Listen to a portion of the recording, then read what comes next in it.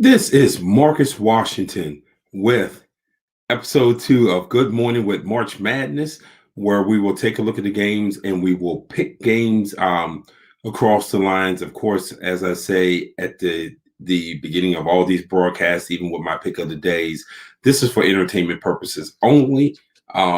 If you have a problem gambling, there's usually 1-800 numbers you can call to help you out. But please, because no one would ever gamble 16 games.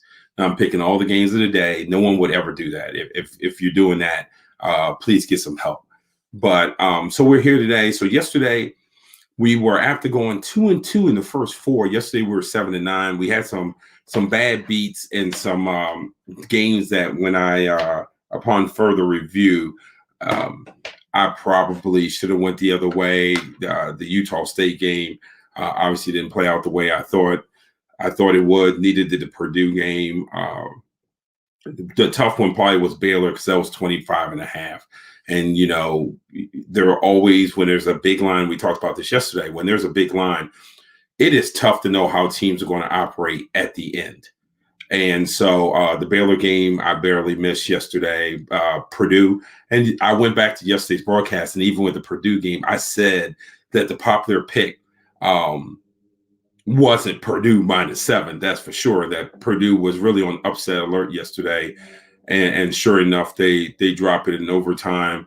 But there were some games that I felt like I definitely was on the good side of. Oklahoma State, obviously, Syracuse. That was one of the games I told you yesterday. I felt like Syracuse would get out the first weekend, and they played really, really well last night. They really, really did. They shot the ball well. It's always great when you have a coach's son that is more than just the coach's son. And I told you Oregon State. I told you Tennessee does not score enough. How Tennessee plays, I think they restrict their perimeter players way too much and don't allow them to get going. And they could be so much more explosive than what they are. And so that's why I was so bullish yesterday on Oregon State, who paid off for that. Arkansas -9, another team that I'm really, really bullish on. So 7-9. 7-9 yesterday, and 7-9 is not going to be great, but we are going to go, since we're so close to tip. Tip for Georgetown's at 12:15. Since we are so close to tip, certainly we're not going to talk as much as we did yesterday. I think yesterday the show lasts for about 30 minutes or 20-something, 30 minutes. Today, we're going to go and almost rapid fire this thing and get going. So Georgetown +6, usually my rule is if I cover a team, and I do cover Georgetown, I really don't like to start picking games across spreads and stuff like that. I just don't feel comfortable doing that.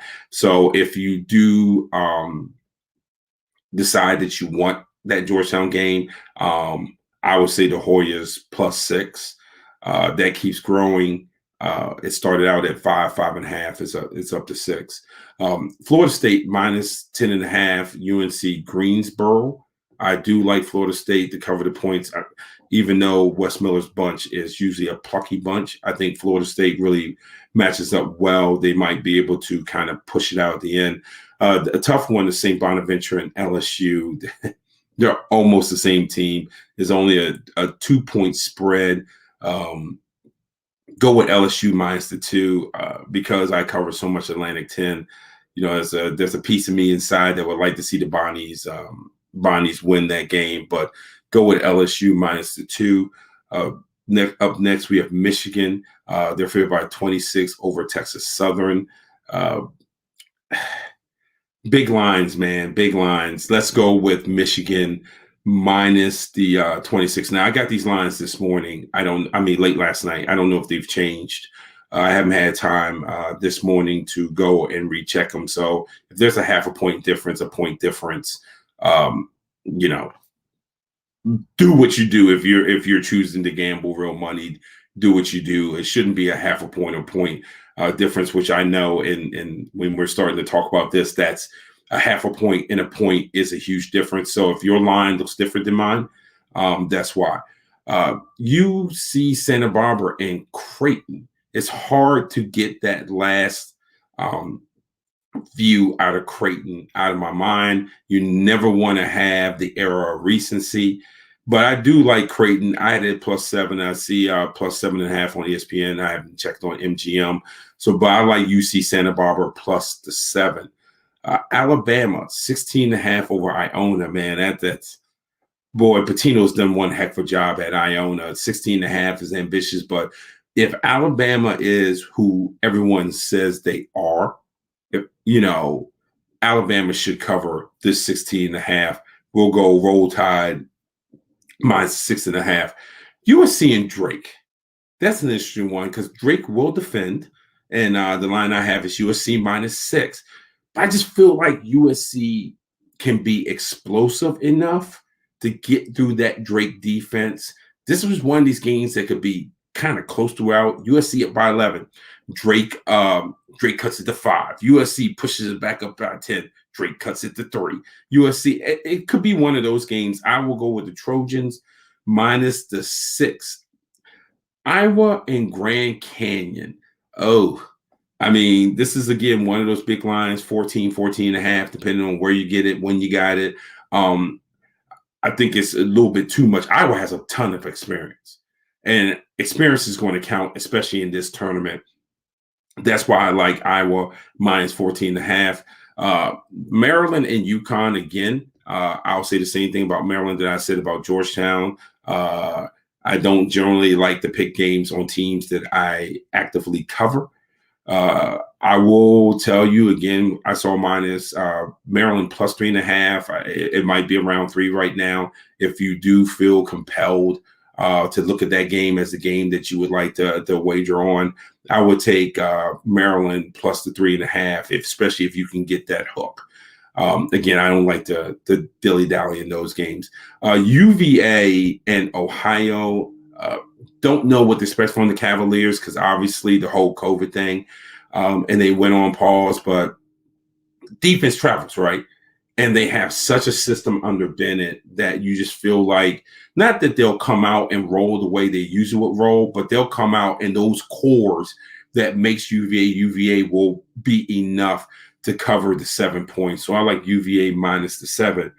Mizzou and Oklahoma is, again, another one of those games that, if you're wagering real money, I will probably stay away from. When I saw Mizzou last night, they were +1. I'm sure it's fluctuated somewhere between +1 and even, depending on where you're looking at it. But I like Mizzou plus the 1, but that's a toss up. If you're betting real money, I don't know if you really want to mess around with that one. Up next, Gonzaga minus 33.5 on Norfolk State. Zags win by 33.5. I think they probably win by about 40. I don't know against Gonzaga. I don't know how many points Norfolk State can really score. And if they're only scoring in the 40s, I have every bit of confidence that Gonzaga is going to be at 80.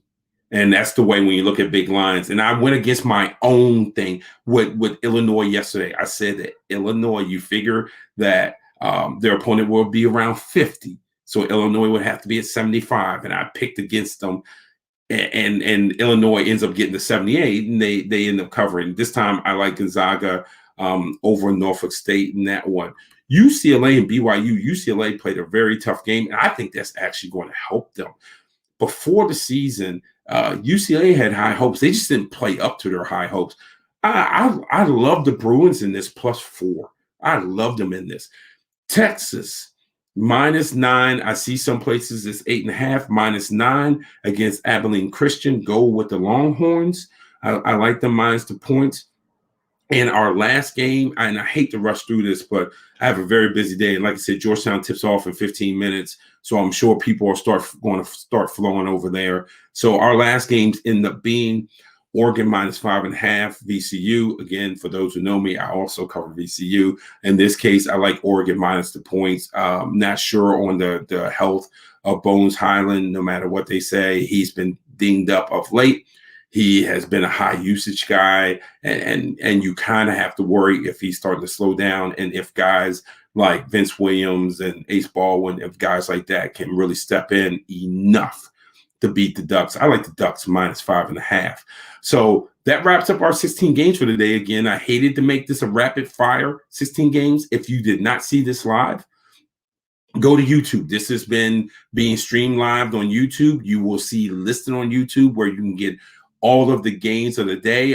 This is also streamed live on Twitch along with Twitter. You can always get the broadcast back, look throughout the day, and look. Again, I always say this is for entertainment purposes only. I'm not naive. I understand that more and more states you can gamble on. Again, if you are gambling, please gamble responsibly.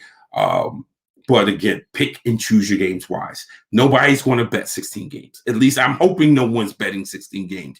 So pick and choose. I do this for entertainment. That's just the only reason why I pick all 16 games. If I was worried about, hey, I wanted a record to be at a certain percentage, you're not going to probably go past like maybe 4 to 6 games, maybe. You're certainly not going to do 16. So again, have fun with this. Pick and choose the ones that you feel strong about, that you might take my advice. You can say I'm crazy and not take my advice, either one. But again, enjoy the games today. It starts with Georgetown at 12:15. All right, have a good day, guys.